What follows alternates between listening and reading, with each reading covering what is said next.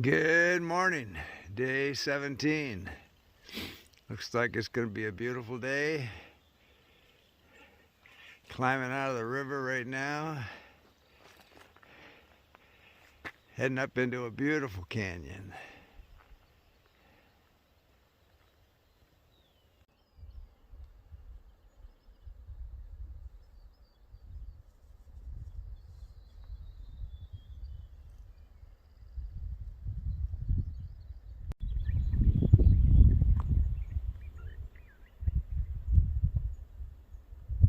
So the butte coming up here is unofficially called Dale's Butte in honor of Dale Shewalter, the father of the Arizona Trail.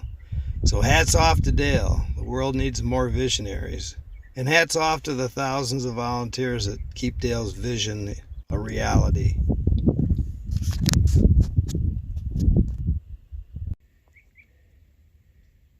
I ran into two through hikers yesterday, Free Fall and Froggy.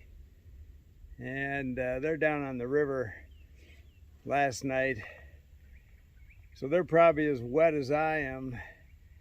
You know, the trail follows the Gila for quite a ways, and then it cuts north, and when it cuts north it starts climbing. So I think my day yesterday was 22 miles, and I made it to the end of the river section, but I knew I wasn't going to find much as far as tenting sites as I climbed, so I stayed down in that flood basin of the Gila, which was like a river of moisture in the air. So I knew that was going to happen, but everything was wet.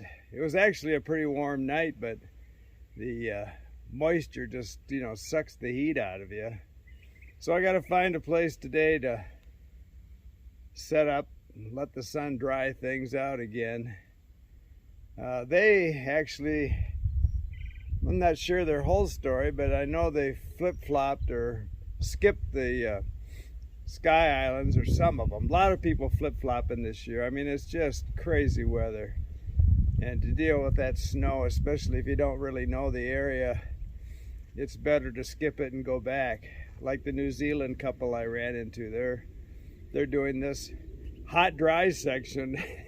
Spend a night in a blizzard, but when they get to Sunflower, then they're gonna go back and do the Sky Island section from the border, which they'll have much nicer weather, I hope, by then.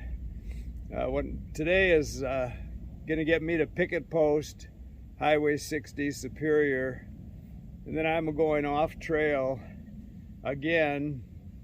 Not because of weather. My brother-in-law is coming out, and I may come right back into this canyon. I'm gonna backpack with him, and then I'll come back and go to Sunflower, and then we'll see what the Mogollon looks like.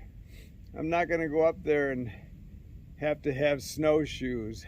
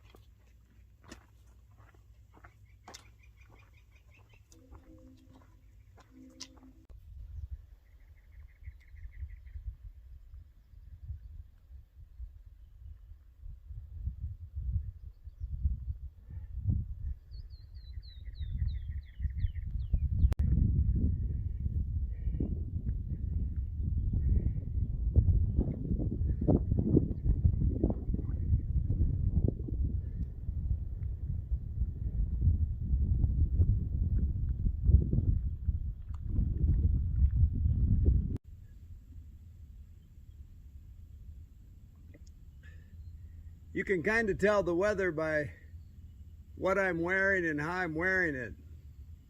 So today it's already starting to get hot. It's 9:30.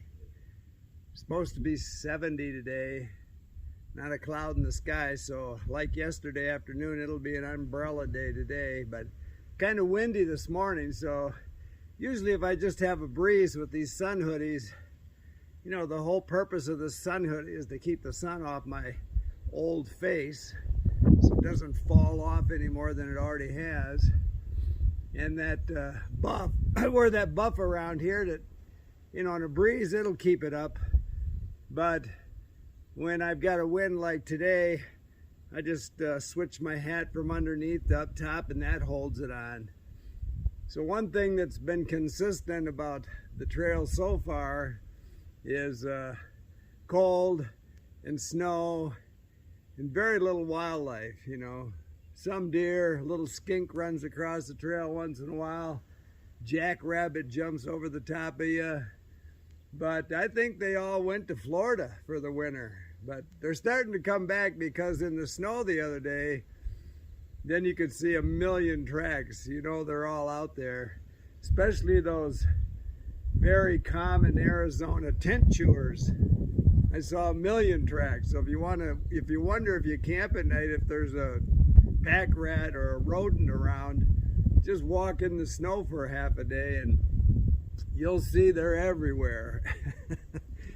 And so I started carrying 3 liters of water up from the Gila this morning, and it's a climb here, and I'm about 4 miles from that rain catcher. But the secret is to not carry the water in your pack, but carry it in your belly. It makes it much lighter. You know, once it gets there, UPS picks it up and sends it all over your body and distributes it, and you don't even know it's there. So I see so many people carrying water, they don't drink. You know, it's just the fear of running out of it. But whether it's in your pack or in your belly, better in your body than on your pack.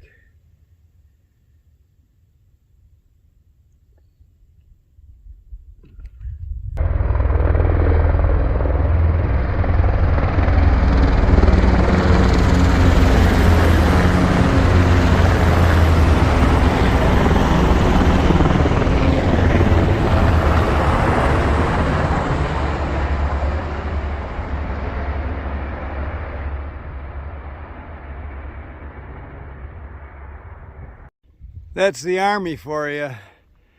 The Marines would have dropped me breakfast, steak and eggs. You can bet on it. You're not gonna find this along this trail probably in a few days. For sure into March, it's all gonna dry up.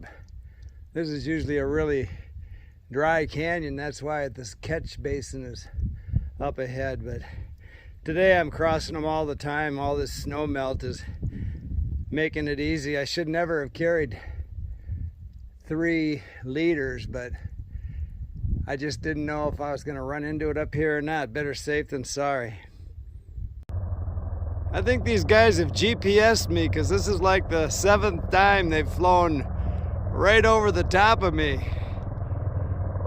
They must be using me for target practice. And again, no breakfast.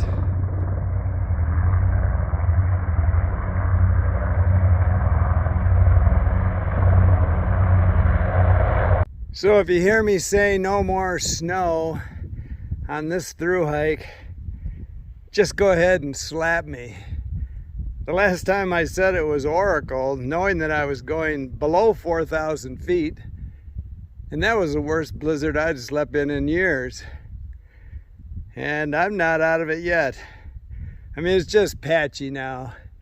This has been a dry trail, but I'm just saying this is so irregular for March at this elevation.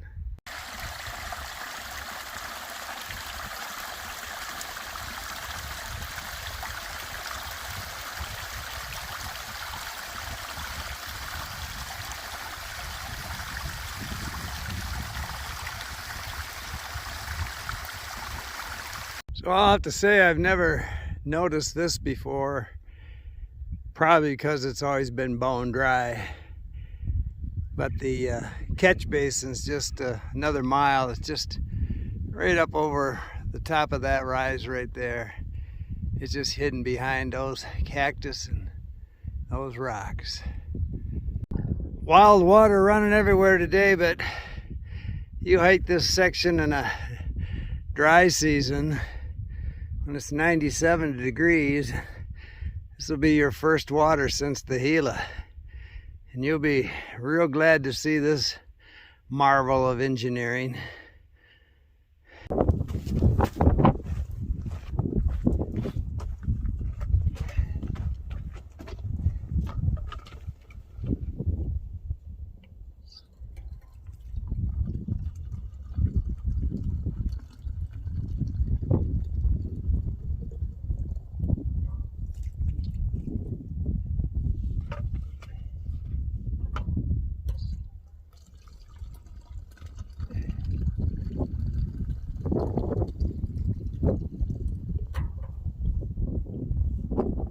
Weaver's Needle Trail goes east of that. That's the direction we're headed.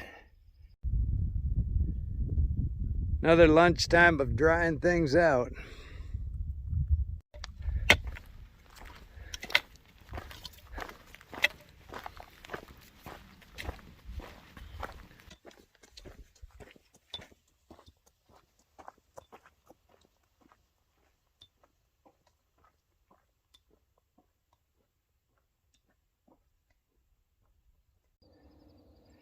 So we're closing the books on day 17.